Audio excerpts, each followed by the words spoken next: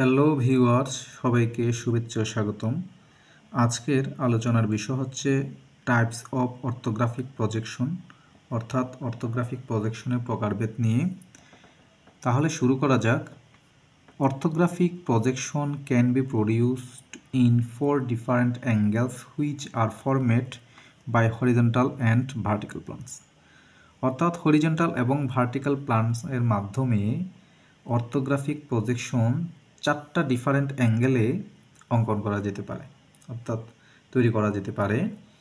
তো যেই জায়গার মধ্যে আমি সেই 4টা অ্যাঙ্গেলগুলো একটা ফিগারের মাধ্যমে এখানে দেখানোর চেষ্টা করছি।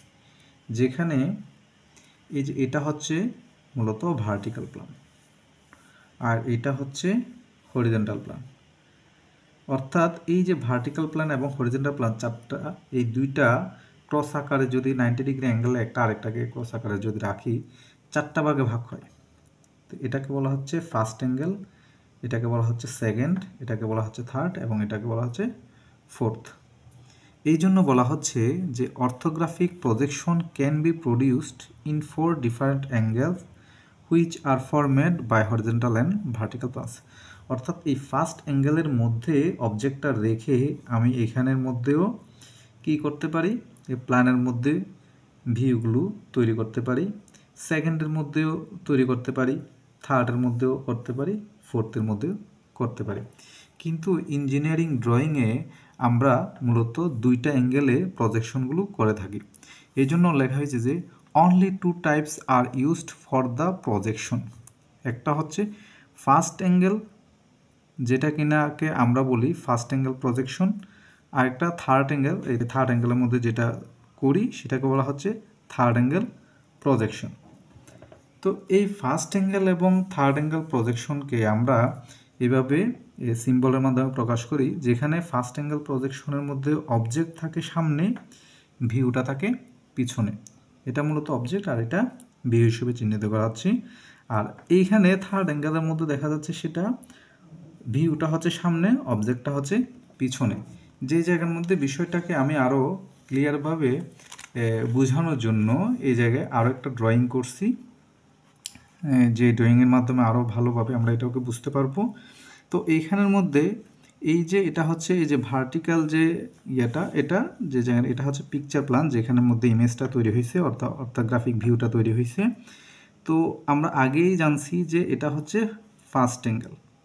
তো ফার্স্ট অ্যাঙ্গেলের মধ্যে দেখা যাচ্ছে যে অবজেক্টটা আছে সামনে, ভিউটা তৈরি হয়েছে এই যে পিকচার প্ল্যানটা যেখানের মধ্যে ভিউটা তৈরি হয়েছে, এটা হচ্ছে পিছনে, অবজেক্টের পিছনে অ্যাঙ্গেলটা হচ্ছে কি ফার্স্ট অ্যাঙ্গেল। অন্যদিকে থার্ড অ্যাঙ্গেল, এটা আমরা দেখছি যে এটাকে বলা হচ্ছে থার্ড অ্যাঙ্গেল, যে এটা থার্ড অ্যাঙ্গেল। এই থার্ড অ্যাঙ্গেলের মধ্যে অবজেক্টটা হচ্ছে পিছনে আর ভিউটা হচ্ছে সামনে, অর্থাৎ এখানে এটা হচ্ছে মূলত পিকচার প্ল্যান যেখানের মধ্যে ভিউটা তৈরি হয়েছে। তো এই যে এই ভিউগুলো আমি যদি এখানে বরাবর এই যে ফার্স্ট অ্যাঙ্গেলে যদি এখানে একটা বক্স করে ফেলি, এদিক দিয়ে টান দিয়ে এদিকে টান দিয়ে এইভাবে ভার্টিক্যাল রেখা টেনে একটা বক্স আকারে যদি করি, তাহলে দেখা যাবে যে প্রত্যেকটা সাইড থেকে আমি এই অবজেক্টের ভিউ তৈরি করতে পারবো। অর্থাৎ প্রত্যেকটা প্ল্যানের মধ্যে, পিকচার প্ল্যানের মধ্যে আমি একটা একটা করে ভিউ পাবো। তো এই মূলত ভিউগুলোকে আমরা 4 ধরনের ভিউ আমরা মূলত অঙ্কন করে থাকি ড্রয়িংয়ে। একটা হচ্ছে টপ, যেটা উপর থেকে দেখে আমরা মূলত অবজেক্টের যে আউটলাইন বা হিডেন লাইন যেগুলো আমরা ইঞ্জিনিয়ারিং ড্রয়িংয়ে আমাদের বোঝানোর চেষ্টা করি, সেটা হচ্ছে টপ ভিউ, উপর থেকে দেখে যে ভিউটা আমরা অঙ্কন করি।